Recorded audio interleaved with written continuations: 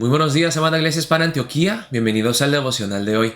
Hoy es el día lunes 19 de septiembre. Vamos a ver la palabra de Dios en Génesis 25, versículos 19 al 34, con el título La soberanía de Dios sobre todo. Una de las cosas que vemos claramente en el pasaje de hoy, y no solamente en el pasaje de hoy, sino en todo el libro de Génesis y en toda la Biblia, es la soberanía absoluta de Dios. Dios tiene el control. Dios hace todas las cosas a su manera, en su tiempo, para su gloria, para cumplir sus propósitos que son perfectos. Eso es lo que vemos en el pasaje de hoy, que Dios no hace las cosas como espera el ser humano. Vamos a ver la palabra empezando en el versículo 19, que nos habla del nacimiento de Jacob y Esaú. Estos son los descendientes de Isaac, hijo de Abraham. Abraham engendró a Isaac, y era Isaac de 40 años cuando tomó por mujer a Rebeca, hija de Betuel arameo de Padán Aram, hermana de Labán arameo. Y ahora esperamos que aquí pues tengamos la lista de todos los descendientes de Isaac. Si vemos en el pasaje de ayer, vimos a Ismael, que no era el hijo de la promesa, que tuvo muchos hijos, tuvo 12 hijos en total. Entonces lo que nosotros esperaríamos es que si pues Isaac es el hijo de la promesa, que él tendría que tener más hijos que Ismael, ser más fructífero y tener más hijos, porque es a través de Isaac que todas las naciones iban a ser bendecidas, ¿verdad? Pero vemos algo sorprendente, que aquí empieza la palabra diciéndonos que Rebeca era estéril, que Isaac se casó con Rebeca a los 40 años y no pudieron tener hijos. Dice en el versículo 21, y oró Isaac a Jehová por su mujer, que era estéril. Y lo aceptó Jehová y concibió Rebeca su mujer. Vemos algunas semejanzas con su padre Abraham, en que de la misma manera que Sara no podía tener hijos, aquí Rebeca no puede tener hijos. Pero vemos la gran diferencia entre Isaac y Abraham. Abraham agarró a su sierva, su sirvienta, su concubina, Agar, y se acostó con ella para tener hijos, pensando que él haría las cosas a su manera. Pero Isaac ya sabía que Dios era el que tenía que obrar, no él. Entonces dice, oró Isaac a Jehová por su mujer. Dios, tú eres el Dios soberano que tienes el control. Tú lo puedes hacer. Si es tu buena y perfecta voluntad, si te place a ti hacerlo, Dios, tú lo harás. Así que Isaac le pidió a Dios. Y lo aceptó Jehová y concibió Rebeca, su mujer. Y los hijos luchaban dentro de ella, y dijo, si es así, ¿para qué vivo yo? Entonces uno esperaría que ya teniendo sus hijos, pues que todo saldría bien, porque Isaac es el hijo de la promesa. Pero desde un principio, Rebeca, que tiene gemelos en su vientre, se desespera y dice, ¿por qué? ¿Por qué mis hijos están peleando ya desde dentro del vientre? Y por eso aquí dice, si es así, ¿para qué vivo yo? Y vemos aquí que Rebeca, a pesar de la tristeza y la desesperación, hace lo mismo que Isaac. Y fue a consultar a Jehová. Le oró a Dios, Dios, tú sabes por qué pasan estas cosas. Confío en ti que tú tienes un propósito bueno, a pesar de todo lo que yo no entiendo. Dios, ¿por qué está pasando esto? Y le respondió Jehová. Dios se lo reveló, se lo declaró. 2 naciones hay en tu seno, y 2 pueblos serán divididos desde tus entrañas. El un pueblo será más fuerte que el otro pueblo, y el mayor servirá al menor. Entonces vemos aquí que Dios es soberano. Habrá una división entre los hermanos. Y no como espera el mundo, sino que yo haré las cosas a mi manera. Y el mayor no va a ser el grande, el bendecido, el que recibe la herencia, la primogenitura, sino que el menor será más grande que el mayor. Cuando se cumplieron sus días para dar a luz, he aquí había gemelos en su vientre. Y salió el primero rubio, y era todo velludo como una pelliza, y llamaron su nombre Esaú. Pues Esaú es el primogénito, es el primer nacido de Isaac y Rebeca. Después salió su hermano, trabada su mano al calcañar de Esaú, y fue llamado su nombre Jacob. Pues aquí vemos que ya desde el nacimiento, desde el tiempo que estaban en el vientre de Rebeca, se andaban peleando. No, yo quiero salir primero, yo quiero ser el primogénito, no yo. Entonces Jacob lucha para ser el primogénito, pero es Esaú el que nace primero. Ahora sabemos, como Dios le había dicho a Rebeca, que el menor, aún habiendo nacido después que el mayor, iba a ser el más grande, iba a ser el bendecido. Y dice, y era Isaac de edad de 60 años cuando ella los dio a luz. Vemos aquí que Isaac y Rebeca tuvieron que esperar pacientemente el tiempo de Dios.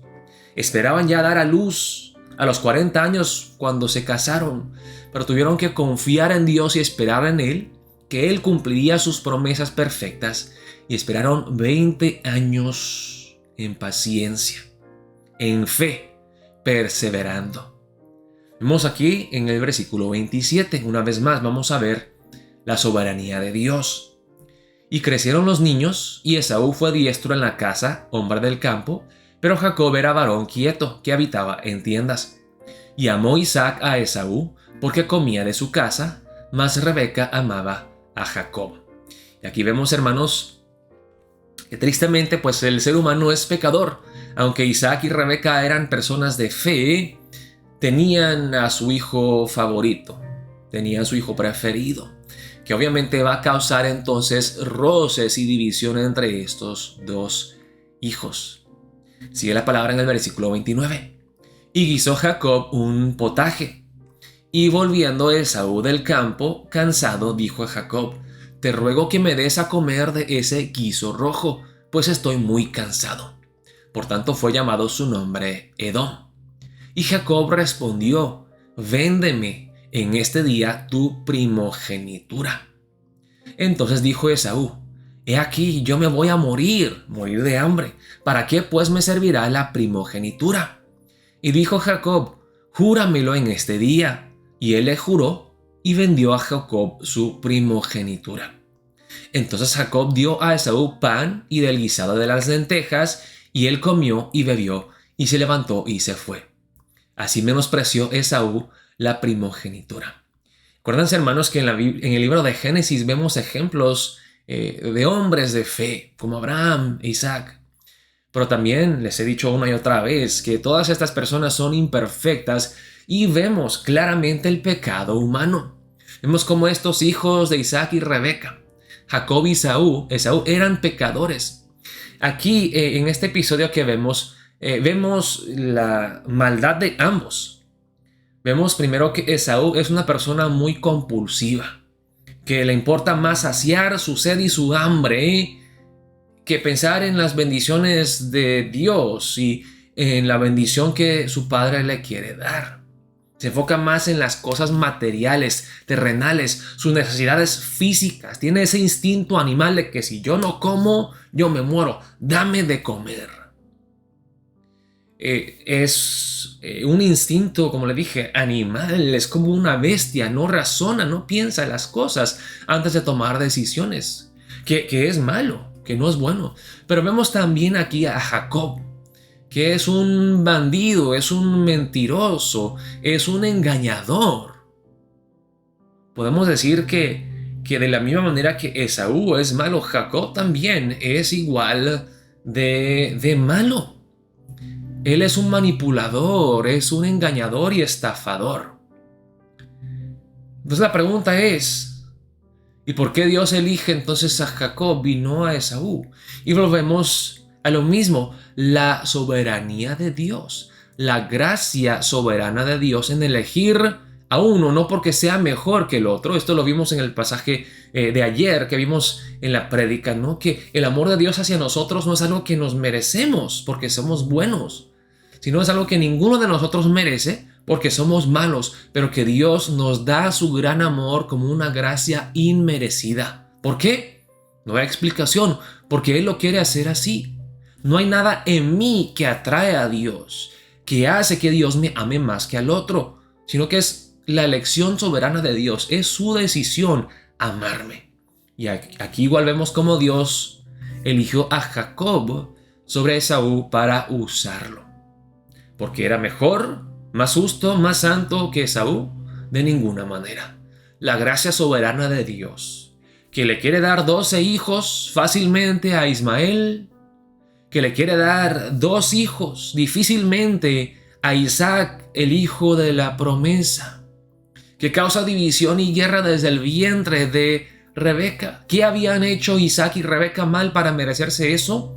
Pues nada, pero era parte del plan de Dios para cumplir sus propósitos perfectos. La soberanía de Dios en elegir a Jacob el menor sobre Esaú el mayor. ¿Porque Jacob era mejor? No, simplemente porque Dios quiso hacerlo así. La soberanía de Dios en todo.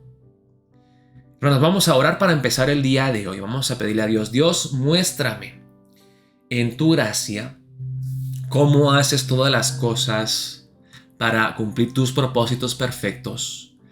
Cómo tú eres soberano y tienes el control.